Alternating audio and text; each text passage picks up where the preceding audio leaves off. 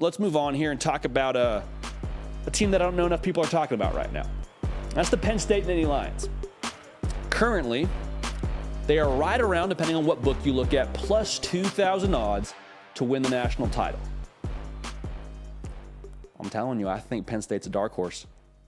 I think Penn State is a sleeping giant in the college football landscape. And it all hinges for me on a one Drew Allar. 5-star kid, more likely than not, going to be the starting quarterback in state college. And what do you feel like held you back the last couple of years, if you're a Penn State fan? Let's even zoom in a little bit more. What held you back last year? What kept you from accomplishing what you wanted to accomplish and winning the Big Ten and making the college football playoff? I think a lot of people would tell you it was Sean Clifford. And that's not to dunk on Sean Clifford. I think Sean Clifford will go down as a legend at State College, and he should.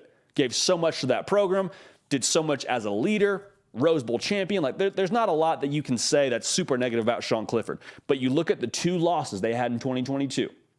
You look at his stat line. Against Ohio State, threw 3 touchdowns, definitely kept a minute, but also threw 3 interceptions that proved to be costly. Against Michigan, was 7 for 19, 120 yards, no touchdowns, no interceptions. Okay, so not great. What I'm curious to see is, what does Drew Allar bring to the table? How much better are you if you just get consistent to maybe great quarterback play a season ago? Do you end up splitting that? Do you end up maybe beating Ohio State? Because remember, they had Ohio State on the ropes now before JT Tuimoloau just absolutely went gangbusters and went crazy in that game and had like a historic stat line. They had them on the ropes. Penn State did.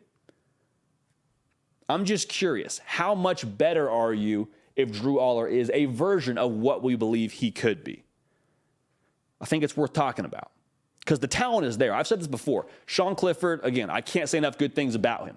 But strictly off of what God gave these dudes, Drew Allar has more juice than a Sean Clifford. Now, does he put that into practice? Is he able to adjust to the speed of the game? Is he able to adjust to being the guy at a school like Penn State? Like, we'll see. But I'm just saying, what you have under the hood at quarterback now, I think it's a different model.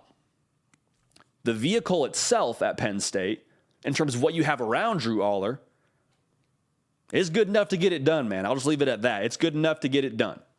Actually, I won't leave it at that. Let's talk about that.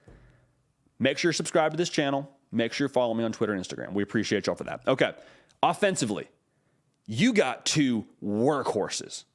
Like Nick Singleton this coming season could very easily prove to be the best running back in the country. Had over 1,000 yards last year, double-digit touchdowns.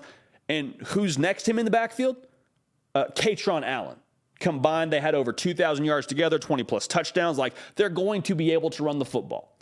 You bring back 6 different dudes that have experience on the offensive line, one of which being Cornell grad Hunter Norzad. Shout out Hunter. He's going to be a guy for in the offensive line. They're going to have enough in the trenches to run the football. Now, defensively, they bring back 7 cats, guys with experience, guys that have played in this league. There's not going to be a whole lot of deer in the headlights for this team this coming year. And remember, this wasn't a team that underachieved. They went 10-2 and won the Rose Bowl. Okay, so they got some juice.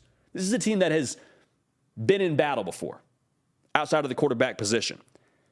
I'll say it again. If Drew Allar is any kind of version of what we expect he could be, again, a 5-star guy, one of the top quarterbacks in the country, how good is Penn State this year? They've got a lot built out around him. Outside of the quarterback position, there will not be any deer in the headlights. There will not be any new sort of adjustment period for this roster. A lot of guys that have played a lot of meaningful snaps and done a lot of good things on this team. Abdul Carter, I'll say it right now, he's a linebacker, wears number 11 at Penn State. Y'all that know ball, you don't give out 11 as a linebacker at Penn State unless you can play. He will be first team All Big Ten this coming season, barring something wildly unforeseen. Period. Mic drop. The end. End of story. Abdul Carter will absolutely take the Big Ten by the throat this year and have an incredible 2023. And that's not even a bold prediction. Like, that's just a fact. He was second team All Big Ten a season ago as a true freshman. Charles Power knocked his eval out of the park. We were much higher on him than anybody else in the industry. He is a dude, and he is going to make big-time plays this coming year. Yet again, as you saw he did in 2022. Now, here is the sort of million-dollar question around Penn State. Won 10 games, lost 2 last year. The 2 losses are to the big boys in the Penn State, or the 2 of the big boys in the Big Ten for Penn State. This year, they go at Ohio State, October 21st, and they play Michigan at home November 11th.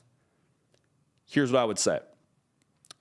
If you split those 2, you don't got to win both. If you split those 2, you will have a chance at the college football playoff. You win both, you're in the dance, right? Like, I don't think that's a discussion. That's just common sense. I think the Big Ten is good enough to where losing one of those games would not sink your chances, but you have to at the very least, split them. Okay? And make no mistake, Penn State is built from a personnel standpoint, from a coaching staff standpoint, with Manny Diaz calling the defense, James Franklin running the entire operation, what they have coming back. They are good enough from a personnel standpoint to do that. So it's not a matter anymore of, does Penn State have enough on the roster to get it done? Yes, I'm telling you they do. They very much do. And Penn State fans, you know what I'm talking about. Everything they need to succeed is under the hood. Okay, so we'll leave it at that. But Penn State, I fully believe, is absolutely a college football playoff dark horse. Hey, y'all, thanks so much for watching. Subscribe to the channel here to make sure you don't miss an episode of The Hard Count. Also, be sure to check out other videos on the On3 YouTube channel.